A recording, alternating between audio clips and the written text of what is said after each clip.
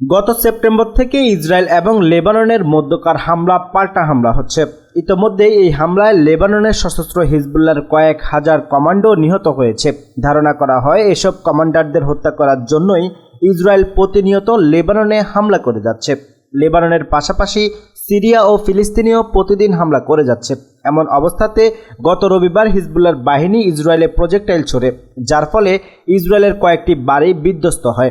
এরপর ইসরায়েল লেবাননে অতি আগ্রাসন চালাতে থাকে। লেবাননের বিভিন্ন স্থানে বিমান হামলা চালায়, যাতে শনি ও রবিবার অন্তত 56 জন নিহত হয়েছে বলে জানা যায়। তবে সোমবারে ইসরায়েলের আগ্রাসনের জবাব দিতে ইসরায়েলের বিভিন্ন অঞ্চলে প্রায় 300-র কাছাকাছি ক্ষেপণাস্ত্র হামলা চালিয়েছে হিজবুল্লাহ। হিজবুল্লাহ বাহিনীর দাবি, প্রথমবারের মতো দেশটির আশদদ নৌঘাঁটিতে তারা হামলা চালিয়েছে।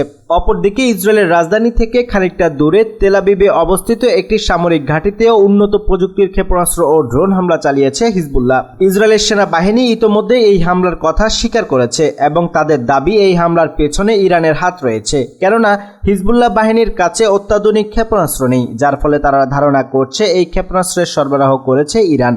তাছাড়া লেবাননে হিজবুল্লাহ বাহিনীকে প্রথম থেকেই বিভিন্ন সহযোগিতা করে আসছে ইরান। বিশেষজ্ঞদের মতে ইসরায়েলকে প্রতিহত করার জন্য ইরান বিভিন্ন দেশে সশস্ত্র বাহিনী গঠন করেছে, যার মধ্যে অন্যতম হিজবুল্লাহ বাহিনী। ইসরায়েলের সেনাবাহিনী আরও জানিয়েছে হিজবুল্লাহর হামলার কয়েকটি ক্ষেপণাস্ত্র তারা প্রতিহত করেছে। তেল আবিব সহ মধ্য এবং উত্তর ইসরায়েলের বেশ কিছু অঞ্চলে ক্ষেপণাস্ত্র হামলা চালিয়েছে হিজবুল্লাহ, যার মধ্যে উত্তর ইসরায়েলে ছোড়া কয়েকটি ক্ষেপণাস্ত্র তারা প্রতিহত করেছে। সেই সঙ্গে ইসরায়েলের সেনাবাহিনী স্বীকার করে নিয়েছে লেবানন থেকে 250টি প্রজেক্টাইল ক্ষেপণাস্ত্র হামলা চালিয়েছে হিজবুল্লাহ। অন্যদিকে ইসরায়েলি আর্মির রেডিও জানিয়েছে লেবানন থেকে 350টি ক্ষেপণাস্ত্র হামলা চালানো হয়েছে।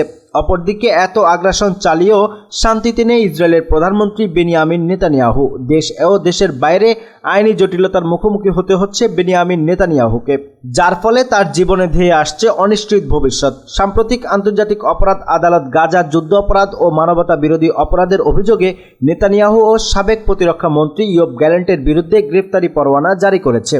সেই সাথে পাল্টে গেছে ইহুদিবাদী নেতাদের হিসাব নিকাশ। নেতানিয়াহু ইতোমধ্যেই বিভিন্ন দেশের নিষেধাজ্ঞায় রয়েছে এবং তাকে গ্রেফতার করারও হুমকি দিয়েছে বেশ কিছু দেশের শাসকরা।